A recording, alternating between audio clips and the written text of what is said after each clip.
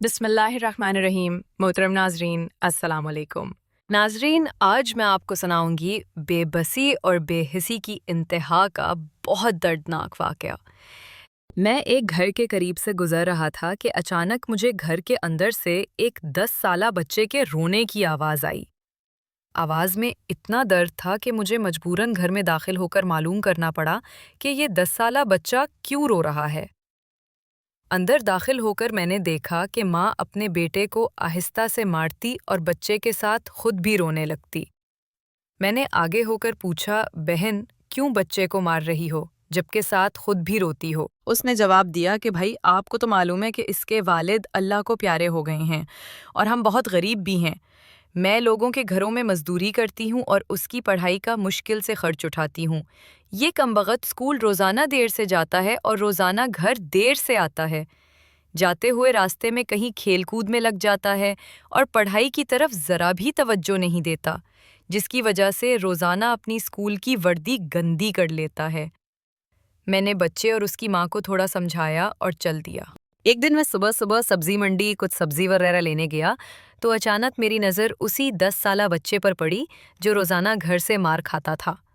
کیا دیکھتا ہوں کہ وہ بچہ منڈی میں پھر رہا ہے اور جہاں کہیں دکاندار اپنی دکانوں کے لیے سبزی خرید کر اپنی بوریوں میں ڈالتے تو ان سے کوئی سبزی زمین پر گر جاتی اور وہ بچہ اسے فوراً اٹھا کر اپنی جھولی میں ڈال لیتا۔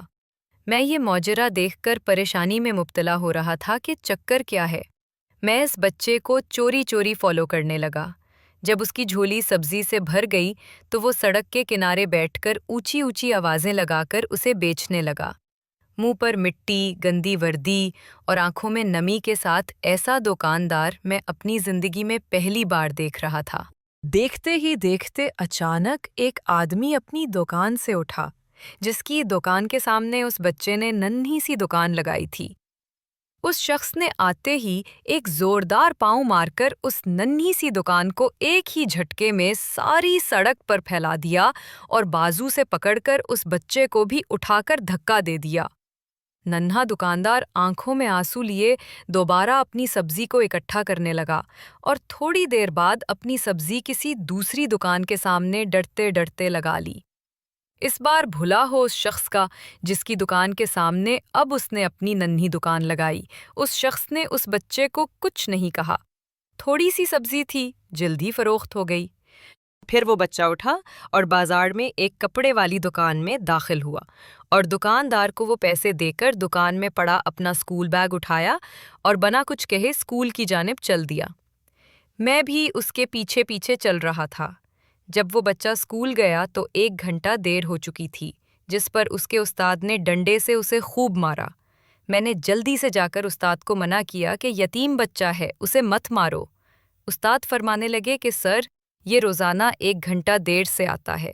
میں روزانہ اسے سزا دیتا ہوں کہ ڈر سے اسکول ٹائم پر آئے اور کئی بار میں اس کے گھر بھی پیغام دے چکا ہوں۔ بچہ مار کھانے کے بعد کلاس میں بیٹھ کر پڑھنے لگا۔ میں نے اس کے استاد کا موبائل نمبر لیا اور گھر کی طرف چل دیا۔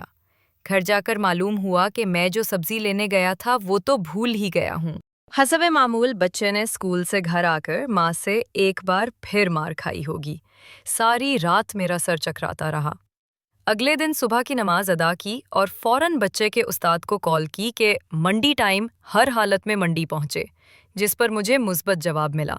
سورج نکلا اور بچے کا اسکول جانے کا وقت ہوا اور بچہ گھر سے سیدھا منڈی اپنی ننھی دکان کا بندوبست کرنے نکلا۔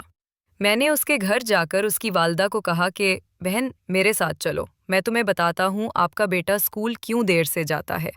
وہ فوراً میرے ساتھ منہ میں یہ کہتے ہوئے چل پڑی کہ آج اس لڑکے کی میرے ہاتھوں خیر نہیں، چھوڑوں گی نہیں اسے آج۔ منڈی میں لڑکے کا استاذ بھی آ چکا تھا۔ ہم تینوں نے منڈی کی 3 مختلف جگہوں پر پوزیشنیں سنبھال لیں اور ننھی دکان والے کو چھپ کر دیکھنے لگے۔ روز کی طرح آج بھی اسے کافی لوگوں سے جھڑکیں لینی پڑی اور آخرکار وہ لڑکا اپنی سبزی فروخت کر کے کپڑے والی دکان کی طرف چل دیا۔ اچانک میری نظر اس کی ماں پر پڑی تو کیا دیکھتا ہوں کہ بہت ہی درد بھری سسکیاں لے کر زاروں کے تار رو رہی تھی، اور میں نے فوراً اس کے استاد کی طرف دیکھا تو بہت شدت سے اس کے آنسو بہہ رہے تھے۔